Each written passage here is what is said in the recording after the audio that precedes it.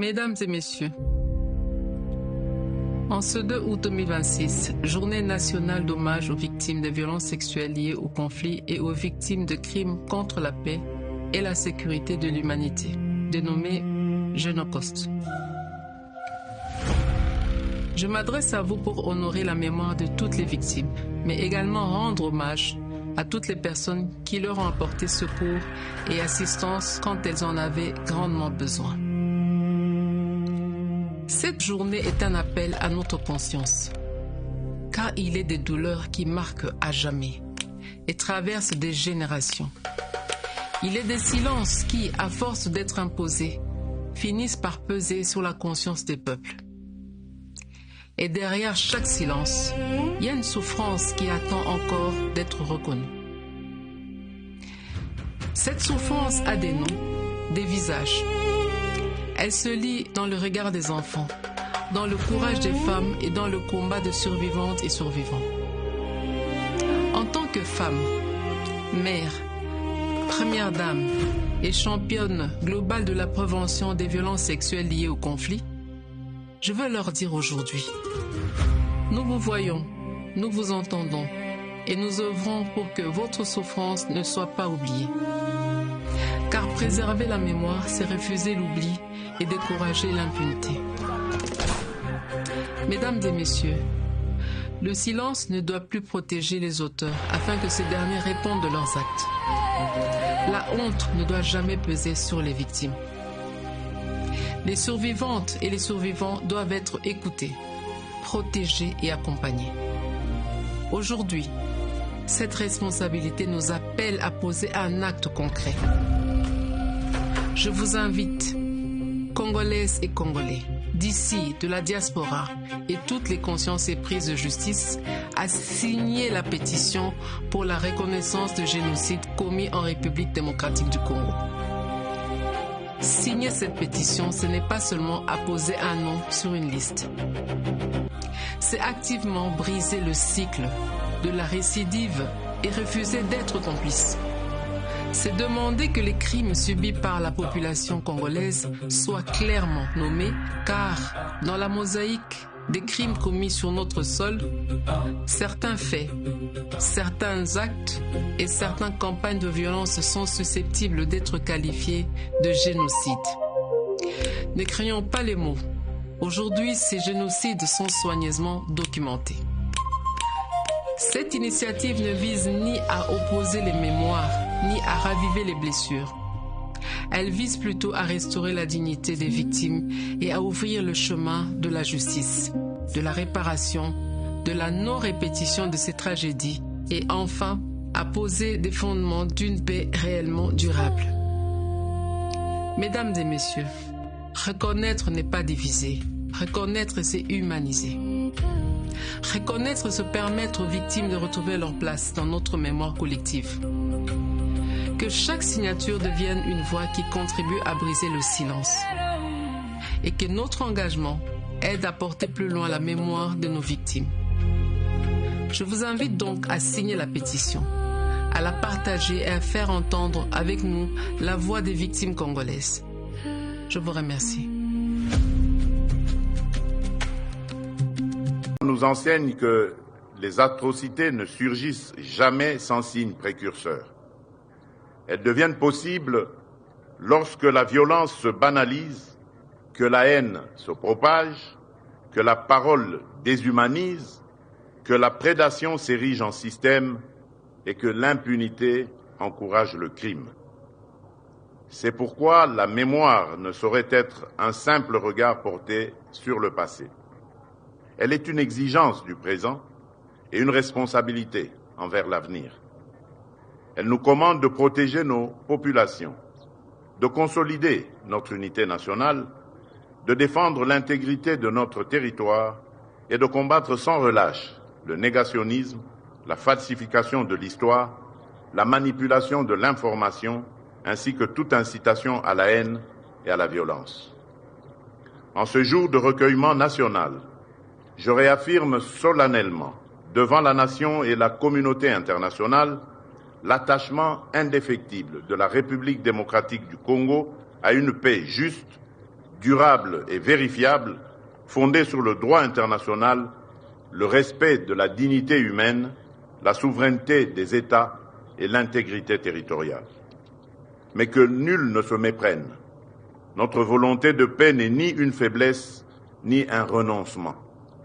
Le peuple congolais a le droit de vivre libre, en sécurité, dans l'unité de sa patrie et dans la pleine maîtrise de son destin. Ce droit est imprescriptible. Il n'est ni négociable, ni révocable. Il appartient à chaque Congolaise, à chaque Congolais et à toutes les générations appelées à leur succéder. Le devoir de mémoire est le peuple, la paix à laquelle il aspire légitimement. Mesdames et messieurs, distingués invités, mes très chers compatriotes, le devoir de mémoire ne saurait se réduire à une invocation. Il doit prendre corps dans l'action publique, s'inscrire dans la durée et s'appuyer sur des institutions solides, une législation adaptée, des réparations effectives, une recherche indépendante et une transmission organisée aux générations futures. C'est dans cet esprit que, fidèle à l'engagement pris envers la mémoire sacrée de nos millions de victimes, j'avais annoncé le 2 août 2025 la création du Musée national du Génocauste. Un an plus tard, cet engagement entre dans sa phase de concrétisation. Les études préparatoires sont engagées et les travaux de conception progressent. Ce musée aura pour vocation de préserver les archives, les témoignages, les preuves matérielles et les travaux scientifiques relatifs aux crimes internationaux commis sur le territoire de notre pays. Il sera un lieu de recueillement pour les victimes et leurs familles, un centre de référence pour les chercheurs, un outil de transmission pour les enseignants et pour notre jeunesse, une école de vérité, de conscience patriotique et de vigilance citoyenne. Il ne sera donc pas seulement un édifice, il sera un sanctuaire de la mémoire nationale, un lieu de connaissance et un rempart contre l'oubli, la falsification de l'histoire et la répétition des tragédies qui ont endeuillé notre peuple. J'enjoins au gouvernement et aux structures techniques compétentes de poursuivre la réalisation avec détermination et célérité. Sa conception devra associer les services de l'État, les institutions scientifiques et universitaires et culturelles, les spécialistes de la mémoire ainsi que les représentants des victimes et de leurs familles. Cet ouvrage devra donc la paix à laquelle il aspire légitimement. Mesdames et messieurs, distingués invités, mes très chers compatriotes, le devoir de mémoire ne saurait se réduire à une invocation. Il doit prendre corps dans l'action publique, s'inscrire dans la durée et s'appuyer sur des institutions solides, une législation adaptée, des réparations effectives, une recherche indépendante et une transmission organisée aux générations futures. C'est dans cet esprit que, fidèle à l'engagement pris envers la mémoire sacrée de nos millions de victimes, j'avais annoncé le 2 août 2025 la création du Musée national du Génocauste. Un an plus tard, cet engagement entre dans sa phase de concrétisation. Les études préparatoires sont engagées et les travaux de conception progressent. Ce musée aura pour vocation de préserver les archives, les témoignages, les preuves matérielles et les travaux scientifiques relatifs aux crimes internationaux commis sur le territoire de notre pays. Il sera un lieu de recueillement pour les victimes et leurs familles, un centre de référence pour les chercheurs, un outil de transmission pour les enseignants et pour notre jeunesse, une école de vérité, de conscience patriotique et de vigilance citoyenne. Il ne sera donc pas seulement un édifice, il sera un sanctuaire de la mémoire nationale, un lieu de connaissance et un rempart contre l'oubli, la falsification de l'histoire et la répétition des tragédies qui ont endeuillé notre peuple. J'enjoins au gouvernement et aux structures techniques compétentes de poursuivre la réalisation avec détermination et célérité. Sa conception devra associer les services de l'État, les institutions scientifiques et universitaires et culturelles, les spécialistes de la mémoire ainsi que les représentants des victimes et de leurs familles. Cet ouvrage devra donc... Cette articulation entre mémoire, vérité, justice, réparation et plaidoyer constitue le socle de la politique nationale portée par son Excellence Monsieur le Président de la République. La SIAVAR en assure la veille interinstitutionnelle, la coordination et l'accompagnement technique pour en garantir la cohérence et l'efficacité. Excellence Monsieur le Président de la République, chef de l'État, Mesdames et Messieurs, comprendre la dynamique que nous commémorons aujourd'hui suppose de la replacer dans la trajectoire qui lui a donné naissance. Cette trajectoire s'est affirmée à travers plusieurs étapes déterminantes, telles que les commémorations annuelles du Génocauste, le segment de haut niveau au Conseil des droits de l'homme des Nations Unies, la table ronde sur l'appropriation collective du Génocauste, ainsi que les événements parallèles tenus l'année dernière à Genève et à New York dans le cadre du plaidoyer pour la reconnaissance des génocides. À chacune de ces étapes, une même exigence a guidé notre action. Faire de la mémoire un levier de justice, de la justice un instrument de réparation, de la réparation un facteur de réconciliation et de la réconciliation le fondement d'une paix durable. C'est en réponse à cette exigence que s'est structuré l'écosystème institutionnel placé sous la supervision du gouvernement à travers le ministère des Droits humains. La SIAVAR en assure la coordination technique en synergie avec le FONAREV. Pour garantir la cohérence de cette action, une feuille de route Génocauste est élaborée chaque année et validée par le comité de pilotage de la SIAVAR présidé par le directeur de cabinet du président de la République. Ce document traduit les orientations définies au plus haut niveau de l'État en actions coordonnées et évaluables au service d'une stratégie nationale cohérente. Au cours de l'année écoulée, des avancées significatives ont été marquées, le processus d'appropriation nationale du Génocauste. Après la consolidation du narratif national et l'élaboration d'un argumentaire historique, juridique et mémoriel partagé, l'accent a porté sur l'ancrage durable de cette mémoire, car une mémoire qui ne se transmet pas finit par s'effacer. Et une mémoire qui s'efface ouvre la voie à l'erreur et à la répétition.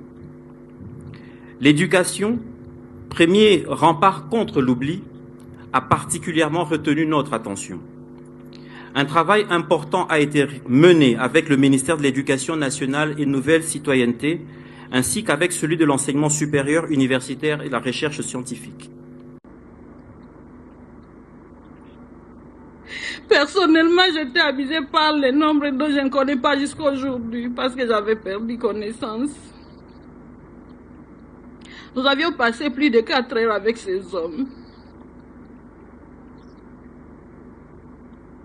Nous étions sauvés grâce aux collègues élèves qui avaient échappé des justesses, qui avaient alerté la MONUSCO, des Kalembe, mais malheureusement les pires étaient déjà arrivés. La MONUSCO de Kalembe nous avait aidés en nous donnant des kits PEP afin de nous sauver contre les IST, mais aussi les grossesses non désirées. J'étais vraiment traumatisée. J'avais le dégoût de vivre jusqu'au point de me suicider.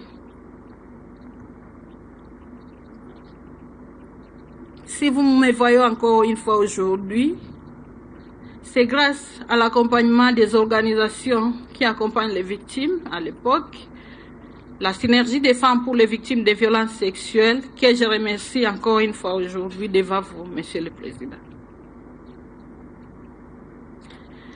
j'avais déjà la force après l'accompagnement. En 2013, la Synergie m'avait intégré dans son staff afin d'aider les autres victimes qui avaient subi les mêmes sorts comme moi.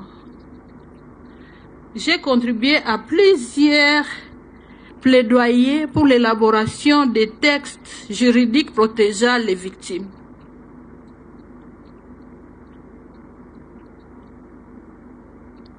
Malheureusement, le diable ne dort pas. Malgré mon engagement, mon activisme, le 27 janvier 2025, lors de l'attaque de la ville de Goma, nous étions ensemble avec mon mari et mes enfants.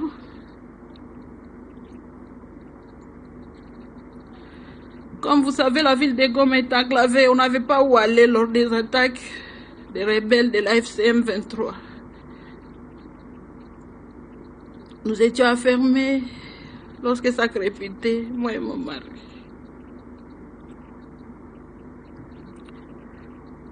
Une bombe nous était là.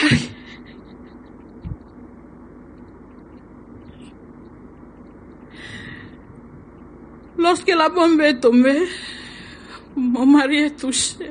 Il a crié, Seigneur, je viens d'être touché.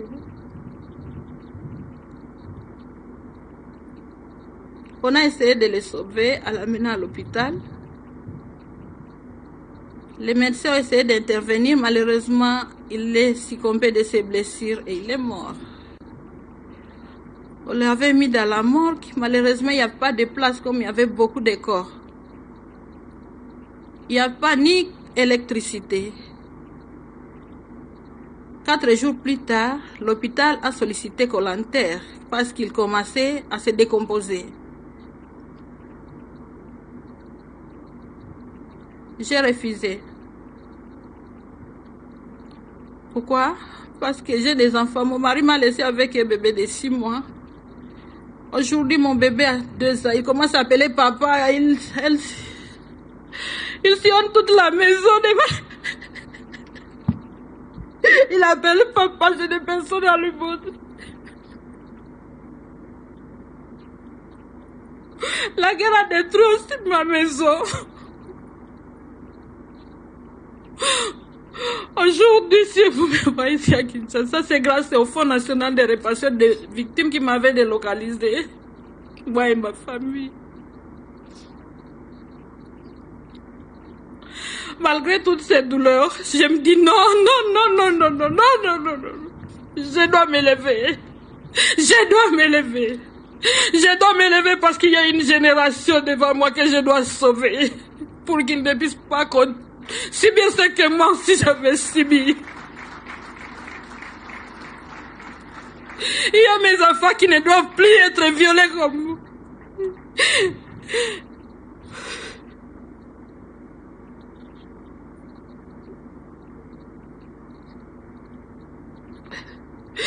Aujourd'hui, j'accompagne les autres survivants qui ont subi les mêmes sorts comme moi, venant de tous les coins du pays.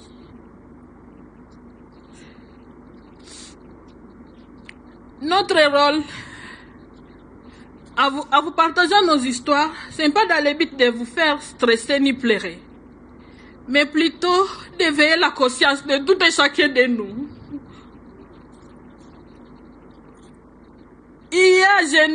Une histoire reconnue, une souffrance que la nation accepte de regarder en face. Le FONAREV a également soutenu la prise en charge des victimes les plus vulnérables dans plusieurs provinces affectées par les conflits, financé des interventions chirurgicales réparatrices, facilité l'accès aux soins de santé mentale, accompagné des initiatives communautaires de résilience et apporté une assistance aux populations déplacées ainsi qu'à nos compatriotes réfugiés. Au-delà de l'assistance, nous avons également développé des programmes de réinsertion économique afin de permettre aux survivantes et aux survivants de retrouver leur autonomie, leur dignité et une véritable perspective d'avenir. À cet égard, le partenariat noué entre le FONAREV, Fitex et le créateur de mode Alvin Makengele, autour du programme pilote de formation en coupe-couture, constitue un symbole particulièrement fort. Grâce à cette initiative, 4 survivants ont participé à la confection de la tenue officielle des léopards portée par notre équipe nationale lors de la Coupe du Monde. Quel plus beau symbole de réparation que celui des victimes dont les mains hier étaient marquées par la guerre contribuent aujourd'hui à confectionner la tenue qui incarne la fierté de toute une nation.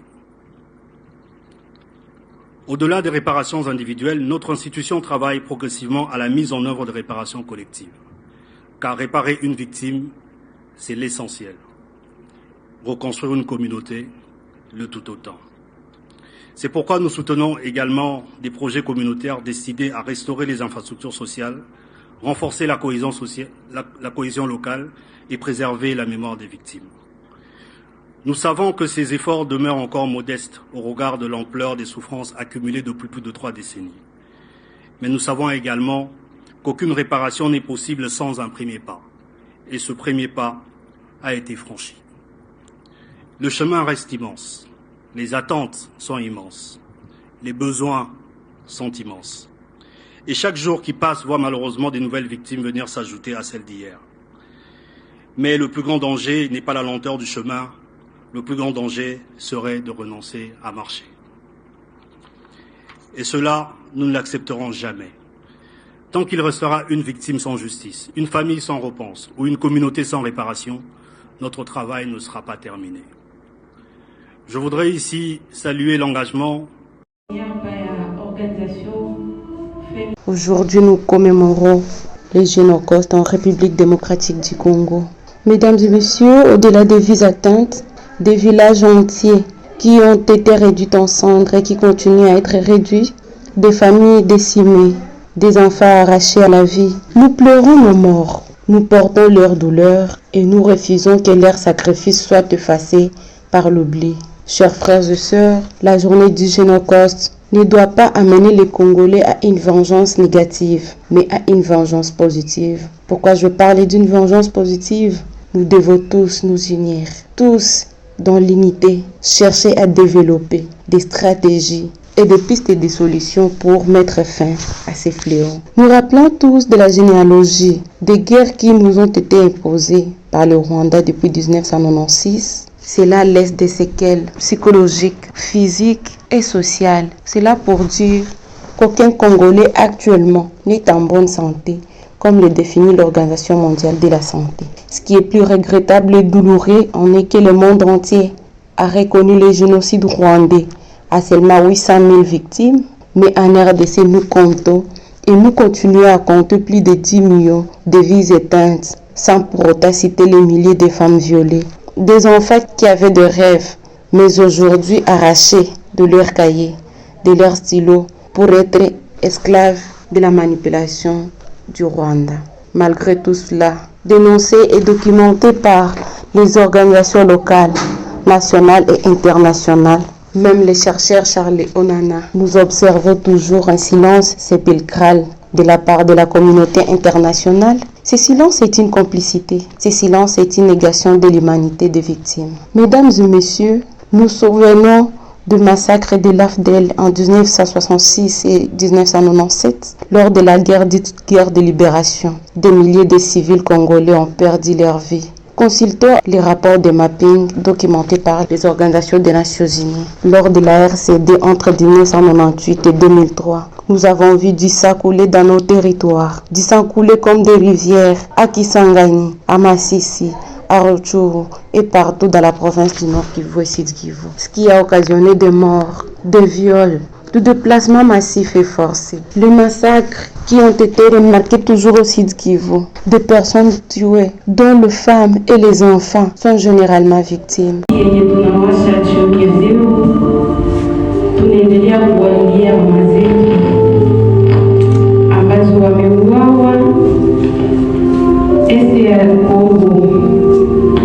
Watoto wetu ambao wameuawa, ambao wanaendelea kunyang'anywa kalamu na buku zao mikononi mwao ili waendelee kuwaintegre ndani ya maforsi za arme. Tunaendelea kuwalilia mama zetu ambazo wanaendelea kuchinjwa siku kwa siku, ambazo wanaendelea kuuawa mara kwa mara, mpakati ambao umekuwa mingi ndani ya mji wa Goma, ndani ya teritori ya Masisi, ndani ya teritori ya Ruchuru, Kivu kwa ujumla. Tunaendelea kuwalilia na siku ya leo tunasema tena Le massacre de Kishishi, ce mois de novembre 2022, où plus de 70 personnes ont été exécutées par le Rwanda et ses supplétifs du M23. Le massacre du M23 entre 2012 et 2025 à Goma, à Ruchuru, à Masisi, à Nyiragongo. Aujourd'hui, je lance un appel solennel aux instances spécialisées, entre autres au Conseil de sécurité des Nations Unies, au Conseil des droits de l'homme, à la Cour pénale internationale. Les génocides en RDC ne doivent plus être seulement commémorés au niveau national. Il est temps de qualifier juridiquement ces crimes pour qu'ils en soient un génocide. La reconnaissance n'est pas